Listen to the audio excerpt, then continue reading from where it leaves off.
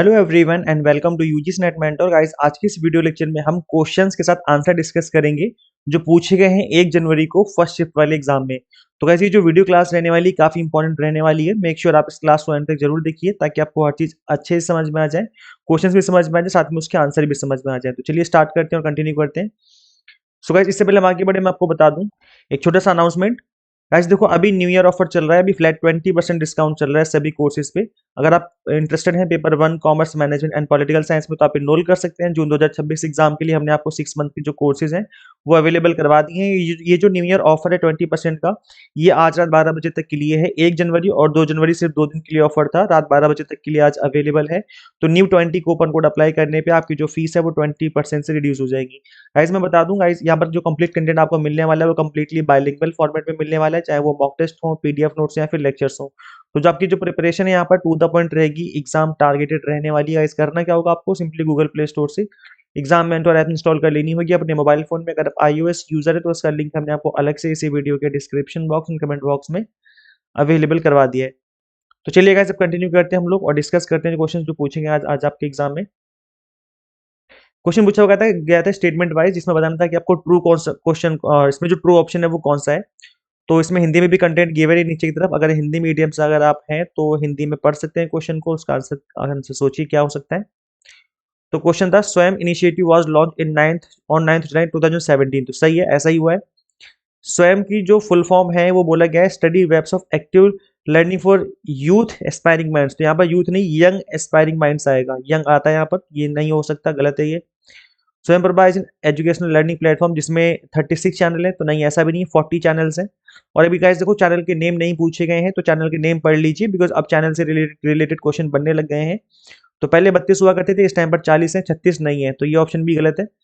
स्वयं प्रभा में एक ब्रॉडकास्ट किया गया है एजुकेशनल मेताई लैंग्वेज में, और जो कि ऑन बिहाफ ऑफ इग्नू है, तो ये सही बात है, मतलब ऑप्शन नंबर डी जो है वो होगा और ए भी होगा। तो यहाँ पर ए और डी जो होगा इस क्वेश्चन का राइट आंसर होना चाहिए, ए और डी। सो ऑप्शंस में ए और डी यानी कि option number second will be the right answer of this question. आगे बढ़ते हैं गाइस। मिसिंग नंबर बताना था कि इस क्वेश्चन का नेक्स्ट नंबर कौन सा होगा। गाइस देखो इससे इजी क्वेश्चन आप एक्सपेक्ट मत करना कि आपके एग्जाम में आएगा, इतना इजी क्वेश्चन दे दिया था।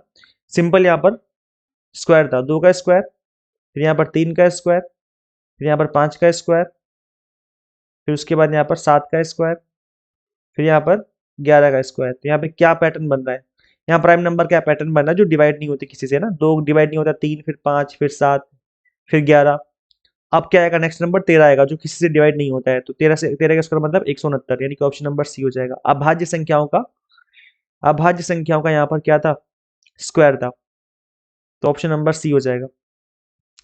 यहाँ पर सॉल्यूशन है, आप देख सकते हो। नेक्स्ट क्वेश्चन, इसमें गिवन था डायरेक्शन डिस्टेंस के ऊपर। रोहित है, फेस कर रहा है अभी west, he turns 135 degree in clockwise, 45 degree anti clockwise, then 90 degree anti clockwise, then 45 degree anti clockwise. अब वो किस डायरेक्शन में फेस कर रहा है। तो सिंपल सा क्वेश्चन है, ऐसा नहीं कि आप नहीं कर सकते। रोहित पश्चिम दिशा की ओर खड़ा है, दक्षिण की तरफ घूमता है 135 डिग्री, वामवर्त मतलब घड़ी की उल्टी दिशा में, मतलब घड़ी की दिशा में, फिर उसके बाद घूमता है 90 डिग्री दिशा, वामवर्त की उल्टी दिशा में, मतलब घड़ी की उल्टी दिशा में। इस क्वेश्चन को गाइस आप आराम से तसल्ली से सॉल्व करेंगे तभी बनेगा। तो यहाँ पर पहले मैं डायरेक्शन दिखा देता हूँ आप सभी को। नॉर्थ यहाँ पे होता है, ईस्ट यहाँ पर, साउथ यहाँ पर, वेस्ट यहाँ पर। ये न्यूज होता है, न्यूज, NEWS। तो यहाँ पे N फिर E फिर W फिर S, न्यूज, न्यूज चैनल होते हैं ना। तो नॉर्थ ईस्ट वेस्ट साउथ इस तरीके से डायरेक्शन होती है। अभी जो हमारा यहाँ पर जो पर्सन है वो वेस्ट की तरफ मुंह करके खड़ा है, इस तरफ को खड़ा है। फिर वो क्लॉकवाइज का मतलब इधर को घूमता है, एंटी क्लॉकवाइज मतलब उल्टा उल्टी तरफ घूमता है। तो क्लॉकवाइज मतलब इधर जैसे घड़ी की सुई घूमती है, फिर एंटी क्लॉकवाइज मतलब घड़ी की उल्टी दिशा में। तो ये क्वेश्चन है, आप इसको थोड़ा ध्यान से समझेंगे और करेंगे। गाइस देखो सबसे पहले वो कहाँ पे खड़ा है, वेस्ट फेसिंग खड़ा है, यहाँ पर वेस्ट की तरफ खड़ा है मुंह करके, ठीक है। अब 135 डिग्री घूमता है जो कि क्लॉकवाइज डायरेक्शन में है। तो 135 डिग्री का मतलब हो गया 90 डिग्री ये हो गया, और 135 में से आप 90 माइनस करोगे तो 45 आएगा, मतलब 45 डिग्री वो और आगे की तरफ जा रहा है, मतलब वो यहाँ पे आ गया, ये जा रहा है क्लॉकवाइज डायरेक्शन में, यहाँ से यहाँ तक आ गया, ठीक है। उसके बाद 45 डिग्री गया है वो एंटी क्लॉकवाइज, तो क्लॉक इधर को घूमती है, हमें जाना है एंटी क्लॉकवाइज, मतलब वापस जाना है हमें। तो ये 45 डिग्री यहाँ से यहाँ तक आया था, वापस आ गया, मतलब अभी वो इस डायरेक्शन में यहाँ पर खड़ा है इस जगह पे। फिर 90 डिग्री जाएगा आपका एंटी क्लॉकवाइज, तो 90 डिग्री का मतलब इस तरफ आएगा 90 डिग्री, अब वो वेस्ट जहां से गया था वहीं पे आ गया वापसी। अब वो 45 डिग्री और घूमता है एंटी क्लॉकवाइज, मतलब आगे की तरफ और जा रहा है एंटी क्लॉकवाइज 45 डिग्री इस तरफ आ गया। अब बताना है किस तरफ को खड़ा है वो, तो ये डायरेक्शन होती है साउथ, ये होती है वेस्ट, तो साउथ वेस्ट की तरफ के बीच में है ना, तो साउथ वेस्ट मतलब ऑप्शन नंबर डी आ जाएगा। आई होप आपको समझ में आ गया है, इजी क्वेश्चन था, अगर आप थोड़ा सा दिमाग लगाएंगे तो आराम से हो जाएगा ये, इस तरह की जो क्वेश्चन है। नेक्स्ट क्वेश्चन पूछा हुआ था कि इंडियन फिलोसफी में प्रमाणास जो है been related to under which field, भारतीय दर्शन शास्त्र के अनुसार प्रमाणों का संबंध किस क्षेत्र से है? मेटाफिजिक्स से, एथिक्स से, एस्थेटिक्स से, फिर एपिस्टेमोलॉजी से। एपिस्टेमोलॉजी का जो होती है वो ज्ञान की मतलब शाखा है, तो एपिस्टेमोलॉजी से होगा, क्योंकि जो प्रमाणास होते हैं वो आपके क्या होते हैं, 6 प्रमाणास होते हैं, और ये आपको ज्ञान अर्जित करना सिखाते हैं कि ज्ञान कैसे, मतलब जो नॉलेज है वो कैसे गेन की जा सकती है ना। सो इंडियन फिलोसफी में जो प्रमाणा होते हैं which means source of knowledge, valid knowledge, जैसे कि परसेप्शन हो गया, इन्फरेंस, टेस्टिमनी, इस तरह के जो प्रमाणास होते हैं। The branch of philosophy that deals with the nature, sources and validity of knowledge is called epistemology, ज्ञान मीमांसा हिंदी में बोलते हैं। तो इसका ऑप्शन नंबर ये हो जाएगा, ज्ञान मीमांसा, ऑप्शन नंबर डी। आगे बढ़ते हैं गाइस, पूछा गया था कि सीक्वेंस बताइए अनुमान का, जो अनुमान के जो स्टेजेस होते हैं उसके करेक्ट सीक्वेंस क्या होते हैं। तो अनुमान जो होता है इसके करेक्ट सीक्वेंस कुछ इस तरीके से होते हैं। सबसे पहले आता है प्रोपोजिशन, फिर आता है रीजन जिसको हम हेतु कहते हैं। कई बार तो इससे पहले एक बार क्वेश्चन पूछा गया था कि हेतु क्या होता है, 2023 या 24 की बात है, तो हेतु को बोलते हैं रीजन। फिर उदाहरण आएगा, फिर उपन्याय उपन्याय आएगा, देन निगमन आएगा। तो ये इसकी स्टेजेस होती हैं इस तरीके से, प्रतिज्ञा, हेतु, उदाहरण, उपन्याय एंड निगमन। तो इसकी स्टेजेस बतानी थी, तो ऑप्शन नंबर बी हो जाएगा, प्रतिज्ञा, हेतु, उदाहरण, उपनयन एंड निगमन निगमन। नेक्स्ट क्वेश्चन गाइस, पूछा गया था कि इसमें बताइए कौन सी स्टेटमेंट ट्रू है। So cache memory is a volatile memory, सही बात है। Magnetic memory is a volatile memory, नहीं, ये नॉन वॉलेटाइल होती है। फ्लैश मेमोरी भी नॉन वॉलेटाइल होती है, रैम वॉलेटाइल होती है। तो ए और डी होना चाहिए, ए और डी, ए और डी, ऑप्शन नंबर थर्ड हो जाएगा, है ना। ये तो पता ही होगा आप सभी को, मेमोरी वॉलेटाइल नॉन वॉलेटाइल सारी की सारी पढ़ लेनी है, क्योंकि एग्जाम के लिए इंपॉर्टेंट है ये। ठीक है, बाकी यहाँ पर आप एक बार गो थ्रू कर सकते हो वीडियो को पॉज करके। आगे बढ़ते हैं गाइस, यूएसबी की फुल फॉर्म पूछी गई थी, जिसको कि मैंने आज की मॉर्निंग वाली वीडियो में बताया था। इसकी फुल फॉर्म क्या होती है, यूनिवर्सल सीरियल बस, यूनिवर्सल सीरियल बस, ये वाला होगा, यहाँ पे एस लगाना भूल गए हम, तो ये इसका राइट आंसर हो जाएगा। ठीक है, सिग्नल नहीं होता, सीरियल होता है, universal serial bus, option number C हो जाएगा। अब गाइस ये जो यूएसबी होता है वो कुछ इस तरीके से दिखता है, जैसे मैं इस यूएसबी टाइप ए, जो जैसे मैं भी यूज कर रहा हूँ, ये जो माउस है मेरा जो लैपटॉप में लगा हुआ है, ये आपका यूएसबी टाइप ए वाला माउस है, जो कि हम लोग यूज करते भी हैं। कीबोर्ड का भी ऐसे ही होता है। फिर यूएसबी टाइप बी आता है, फिर यूएसबी 3.0 आता है, USB mini, USB micro, USB type C, जिससे हम लोग अपना मोबाइल चार्ज करते हैं, यूएसबी टाइप सी होता है वो। फिर यूएसबी माइक्रो बी, अलग अलग तरह के होते हैं ये, और इन सभी को डेटा ट्रांसफर के लिए या फिर चार्जिंग के लिए यूज किया जाता है।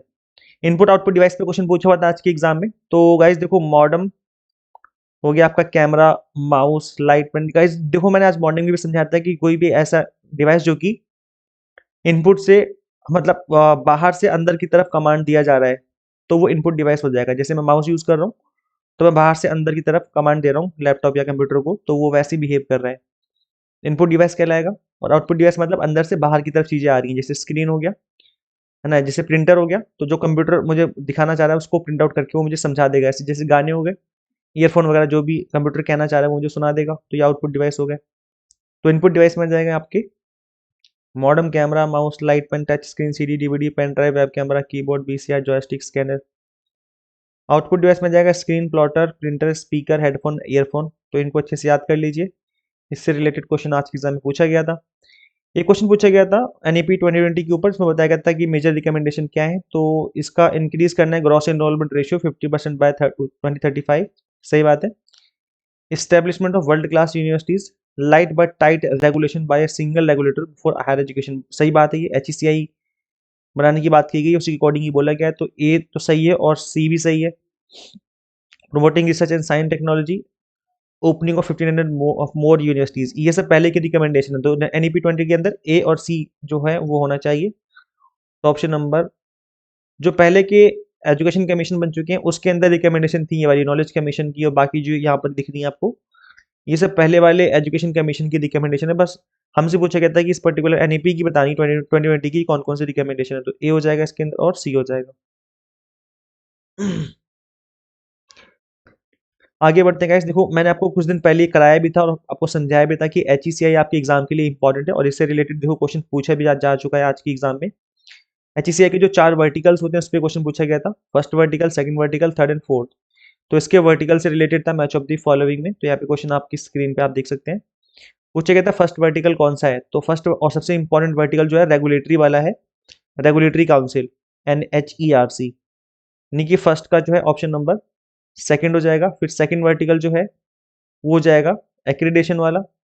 थर्ड वर्टिकल हो जाएगा आपका जनरल काउंसिल, नहीं थर्ड वर्टिकल जो है ग्रांट वाला है।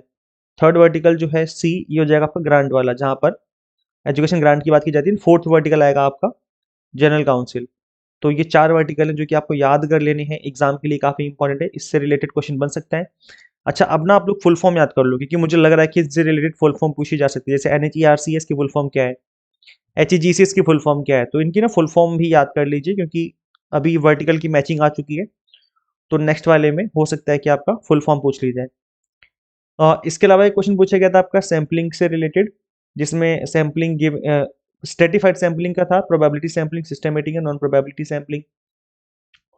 तो वैसे देखो कल जो मैंने क्लास ली थी आप सभी को एक से साथ, तो मैंने आपको बताया भी था कि सैम्पलिंग जो है इंपॉर्टेंट है, और मैंने कल आपको जो प्रिडिक्शन वाली क्लास ली थी, यहाँ से कल जो मैंने क्लास ली थी उससे 7 से 8 क्वेश्चन बने। आप बिलीव नहीं करेंगे गाइस, आप चाहे तो क्लास जाके देख सकते हैं।